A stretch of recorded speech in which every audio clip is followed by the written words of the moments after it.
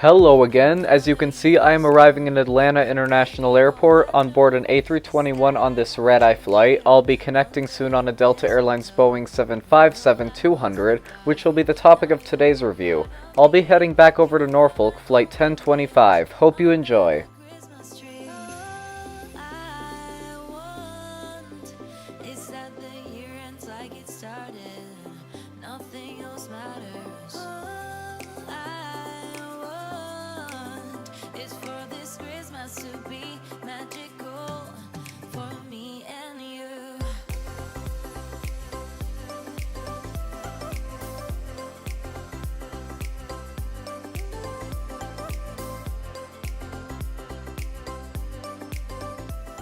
Okay, so Atlanta Airport is enormous. However, its layout is simple. It is comprised of 7 large concourses, T, A, B, C, D, E, and F.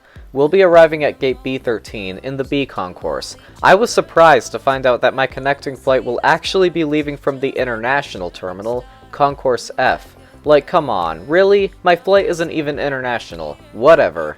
Now that we are here in Atlanta, we'll need to take what is called the plane train from the B gates all the way to the farthest concourse from here, the international concourse, for a flight that isn't even international. Wonderful. Anyways, I have found the entrance to the station, so let's go.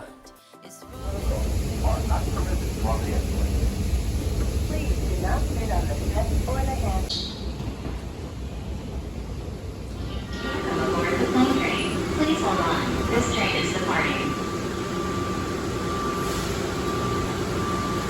The next stop is for international baggage claim and ground transportation. You need it. ATL's got it. No matter your purpose, we have something for you. A layover presents an opportunity to shop, not in store. We're thrilled you're here, and we hope to see you again soon. Welcome to Atlanta.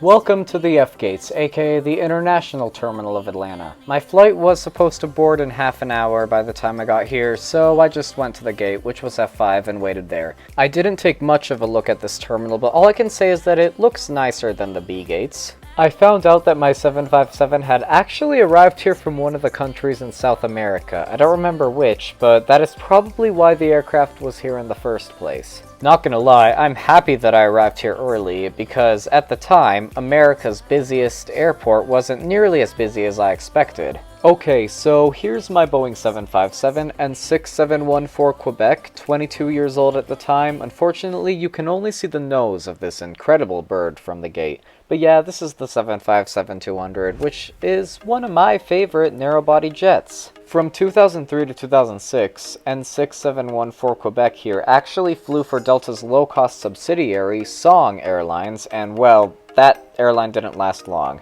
The aircraft was given back to Delta after Song went bye-bye. This is one of the Delta 757s that have winglets installed, so I guess I already know this is somewhat updated, but my question right now is the interior updated? If you didn't know, some Delta 757s still have the old Delta product, same with some of its 737s. I looked all over YouTube and couldn't find a single flight report on board the same aircraft that showed me how its interior looked. So, is this specific Delta plane retrofitted with the new interior? Well, I'm not sure, but you're about to find out.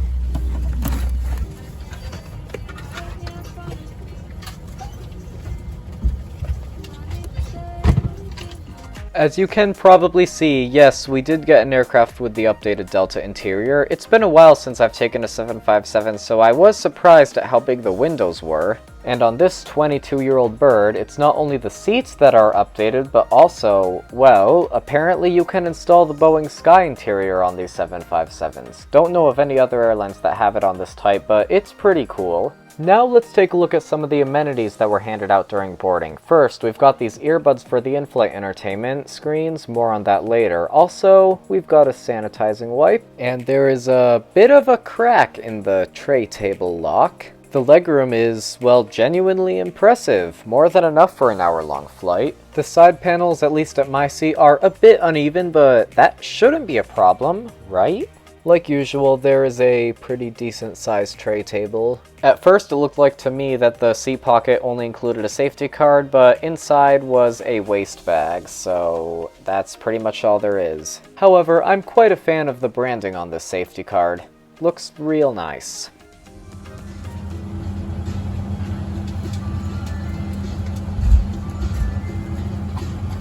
Adjust your seat and ask a crew member for assistance. Please ensure all aisles, exits, and bulkhead areas are clear. As we leave the gate, make sure your seatbelt is fastened. Over the wings. Each door has a detachable slide that can be used as a raft. And adjust the mask if necessary. Breathe normally and note that oxygen is flowing, so don't worry if the bag doesn't inflate. Be sure to adjust your own mask before helping others. A water evacuation is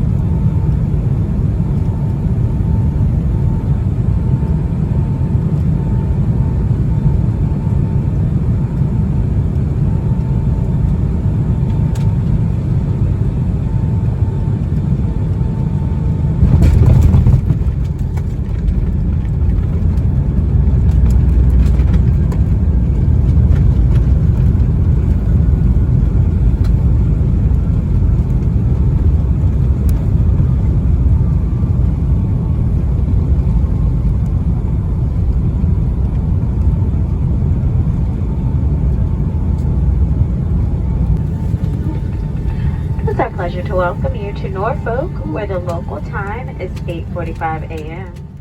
Welcome back to Norfolk, people. My opinion on this flight is similar to my last Delta report, and that is, it's a wonderful airline and probably has a chance of being the best US carrier.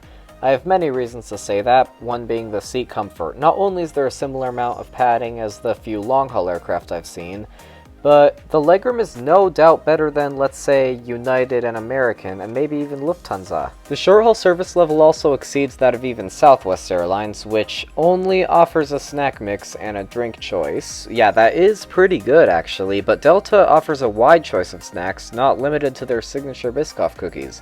Hey, United, Iberia, Lufthansa, why not take some notes while watching this? But the cherry on top with Delta Airlines is the in-flight entertainment. They offer responsive screens on almost all short, medium-haul aircraft, excluding the regional jets and the 717. The selection of content is way more than enough for short flights, so I'd say it's impossible to get bored on a Delta flight. Not to mention the complimentary earbuds, which, well, United, I hope you're still taking notes, at least for your long-haul operations. That aside, the final score is 8.8 out of 10. I said this before and I'll say it again, I'd totally recommend Delta Airlines if you're traveling within the USA. Sure, they sometimes get more expensive than a United or an American Airlines, but I can tell they have higher standards. I hope Delta continues to be like this.